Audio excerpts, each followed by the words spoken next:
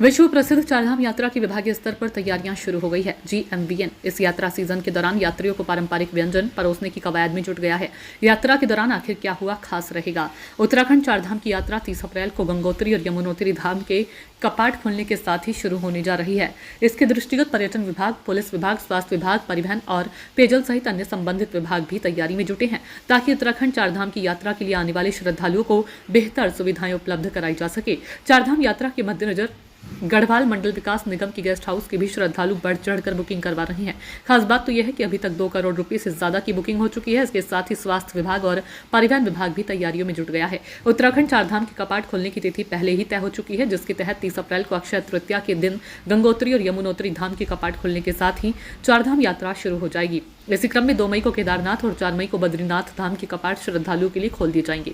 चारधाम यात्रा के कपाट खोलने की तिथियां तय होने के बाद 20 मार्च से श्रद्धालुओं की रजिस्ट्रेशन प्रक्रिया भी शुरू हो चुकी है। चारधाम की यात्रा बनाने के लिए श्रद्धालुओं में काफी उत्साह देखने को मिल रहा है। शुरू होने में हमारे जब 1 महीने का ही वक्त बचा है, GMVN किस तरह से अपनी व्यवस्थाओं को मुकम्मल करा ताकि जो यात्री आते हैं उनको बेहतर सुविधाएं हम उपलब्ध करा सकें। चारधाम यात्रा की तैयारियों के लिए GMVN ने अपनी पूरी टीम को निर्देशित किया है कि जो भी हमारे यात्रा रूट पर गेस्ट हाउसेस हैं, सबसे पहले तो उनका जो भी रिपेयर वर्क है या कोई माइनर या मेजर अपग्रेडेशन करना है, तो वो प्रक्रिया हमने चालू कर दी है। हमने एक टीम गठित की है जो इन गेस्ट हाउसेस की फील्ड इंस्पेक्शन करके रिपोर्ट भी दे रही है, और साथ ही साथ जो भी आवश्यक निविदा वगैरह आमंत्रित करनी है उसकी कार्रवाई भी पूरी कर ली गई है।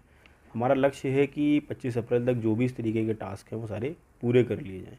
इसके अलावा हमारी ऑनलाइन वेबसाइट और हमारे जो बुकिंग पार्टनर्स हैं जैसे मेक माई ट्रिप और भी जो हमारे पार्टनर्स जो डिजिटली हमको सपोर्ट करते हैं, उनके माध्यम से हमारी बुकिंग हो चुकी है। हमारे PRA ऑफिसेज हैं, वहाँ से भी बुकिंग चल रही है और लगभग 2 करोड़ के आसपास का जो धनराशि है वो हमारे पास आ चुकी है एडवांस बुकिंग अमाउंट के लिए। और आने वाले समय में हमें उम्मीद है, जैसे ही ये यात्रा का पंजीकरण कल से शुरू हुआ है, तो आने वाले समय में हमें उम्मीद है कि बहुत जल्दी ये हमारी बुकिंग धनराशि और ज़्यादा संख्या में मात्रा में बढ़ेगी।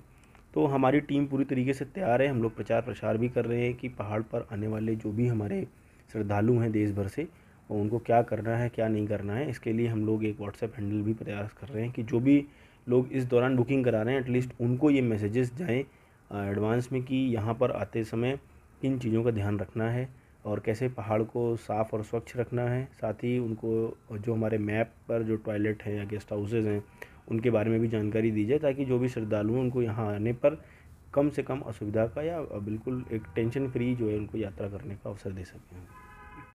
देखिए, चारधाम यात्रा 2025 को देखते हुए हमने अपनी पूरी तैयारियां शुरू कर दी हैं। ज़्यादातर काम हमारा पूरा कर लिया गया है। इसी के क्रम में हमारे द्वारा सारे जो ट्रांसपोर्ट से संबंधित व्यवसायी हैं, चाहे वो बस ऑपरेटर हों, tempo traveller operator, maxi taxi operator या फिर टूर एंड ट्रैवल ऑपरेटर्स हों, उन सबको मिलाकर एक बैठक करी थी। और बैठक का मुख्य उद्देश्य ये था कि आने वाली चारधाम यात्रा में एक तो जो यात्री आ रहे हैं उन्हें अच्छी, सुरक्षित और अफोर्डेबल रेट पर गाड़ियाँ उपलब्ध हों। दूसरा, उनके यात्रियों के साथ व्यवहार बहुत अच्छा होना चाहिए। तीसरा, जो भी यात्री ये लोग टूर एंड ट्रैवल्स वाले लेकर आते हैं उनको पहले पूर्व में पंजीकृत करा के लेकर आएँ, ताकि उनको आसानी से ट्रिप कार्ड बनाकर अपने गंतव्य स्थान तक भेजा जा सके। इसके अंतर्गत ट्रांसपोर्टरों द्वारा ये हमसे लोगों से डिमांड करी गई है कि जो बाहर से आने वाली गाड़ियाँ हैं उनके द्वारा लोकल पर ही सवारियाँ उठाई जाती हैं, जिससे उनको बिजनेस का नुकसान होता है। उसके लिए उनके द्वारा रिक्वेस्ट की गई कि 15 दिन का ही ग्रीन कार्ड इनको दिया जाए बाहर की गाड़ियों को, और 15 दिन बाद वो बाहर से फिर सवारी लेके आते हैं तो उनको फिर ग्रीन कार्ड कर दिया जाए।